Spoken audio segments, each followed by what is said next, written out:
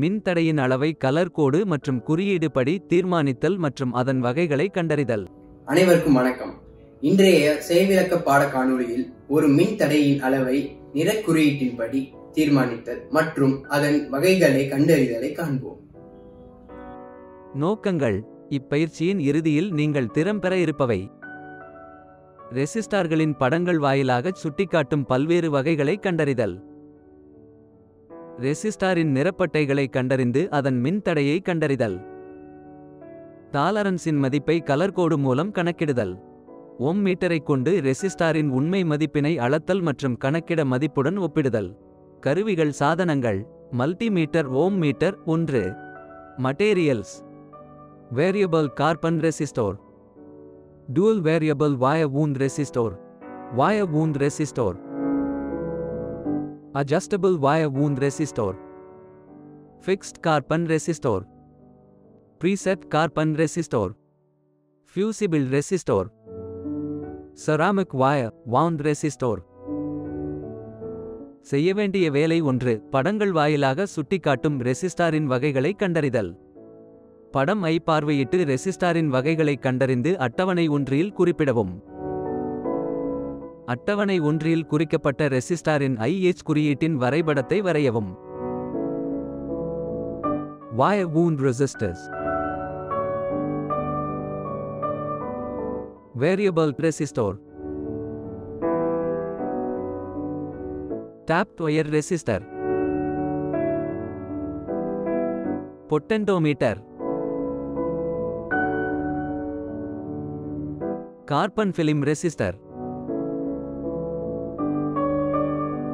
preset variable resistor, power resistor, fusible resistor. செய்ய வேண்டிய வேலை 2. ரெசிஸ்டன்ஸ் கலர் கோடை கண்டறிந்து குறியீட்டை கொண்டு அதன் மதிப்பை கண்டறிதல். மின்தடையத்தை வைத்திருக்கும் போது வண்ண பட்டைகள் இடமிருந்து வலமாக உருவாகின்றன. இதனால் டோலேரன்ஸ் பயன்டு இருந்தால் உங்கள் வலது பக்கத்தில் இருக்கும். 4 பட்டைகள் இருந்தால் முதல் 2 பட்டைகள் குறிப்பிடத்தக்க இலக்கங்களை குறிக்கும். 3வது பட்டை பெருக்கி மற்றும் 4வது இசைக்குழு இருந்தால் சகிப்புத்தன்மையை குறிக்கிறது. படம் காண்பிக்கப்பட்டுள்ள ரெசிஸ்டாரின் கலர் கோடு மூலமாக அதன் மதிப்பை கண்டறிந்து அட்டவணை 2இல் குறிப்பிடவும். பயிற்றுனர் கொடுக்கப்பட்ட ரெசிஸ்டாரின் முதல் 2 கலர் கோடை கண்டறியவும். படமில் ரெசிஸ்டாரின் ஒரு முனையின் அருகே உள்ள முதல் கலர் கோடிலிருந்து வரிசையாக தொடரவும். அட்டவணை 2இல் முதல் குறியீட்டின் எண் மற்றும் 2ஆம் குறியீட்டின் எண்ணின் மதிப்பை எழுதவும். 3வது கலர் கோடின் நிறத்தை கண்டறிந்து அதன் பெருக்கல் காரணியுடன் மதிப்பை அட்டவணை 2இல் அதன் கட்டத்தில் குறிப்பிடவும். ரெசிஸ்டாரின் மொத்த மதிப்பை கணக்கிட்டு அட்டவணை 2இல் பதிவு செய்யவும்.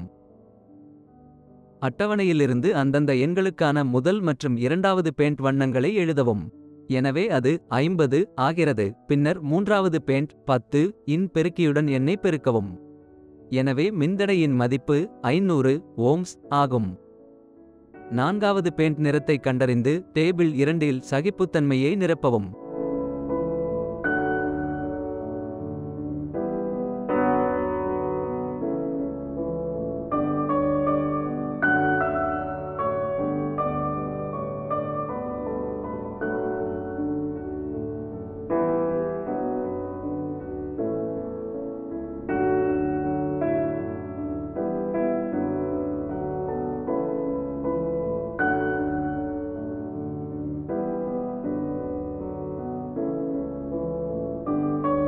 மல்டிமீட்டர் ஓம் மீட்டர் மூலம் ரெசிஸ்டாரின் மதிப்பை கீழே கொடுக்கப்பட்டுள்ள செய்முறையை கடைப்பிடித்து அளந்து அட்டவணை 3இல் குறிப்பிடவும்.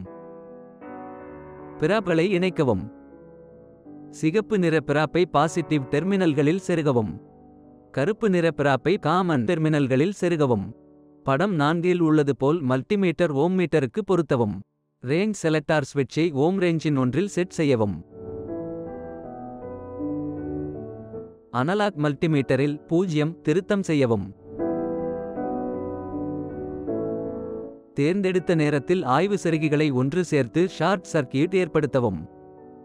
மின்தடை அளவை சரி செய்யும் ஸ்க்ரூ இன் மூலம் பாயிண்டர் 0 ஓம்க்கு வரும் வரை திருகவும். 0 அட்ஜஸ்ட்மெண்ட்.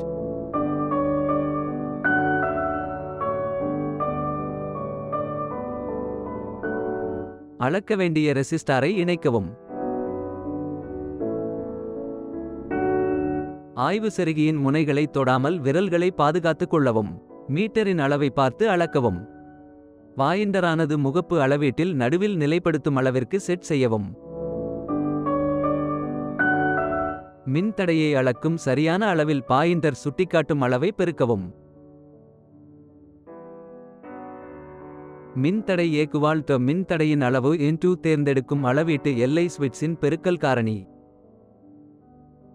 படம் 4 படி ரெசிஸ்டாரின் அளவு பெருக்கல் தேர்ந்தெடுக்கும் அளவு பெருக்கல் தேர்ந்தெடுக்கும் அளவு எல்லை ஸ்விட்சின் பெருக்கல் காரணி 100 ஆகும். எனவே மின்தடையின் மதிப்பு ஏக்குவால் 15 × 100 ஏக்குவால் 1500 ஓம்ஸ், அதாவது 1.5 கிலோ ஓம். ரெசிஸ்டாரின் கலர் கோடின் மதிப்பு மற்றும் ஏற்பு பிழையின் மதிப்பை அட்டவணை 3இல் குறிப்பிடவும்.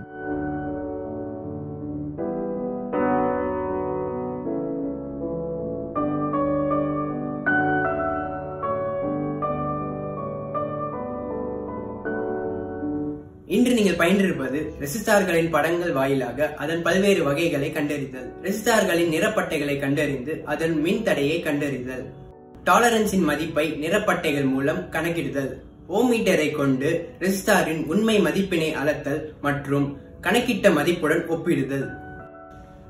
இப்போது உங்களுக்கு இந்த தொழில்நுட்ப செயல்முறையை பற்றி தெளிவான புரிதல் இருக்கும் என்று நம்புகிறேன். நன்றி.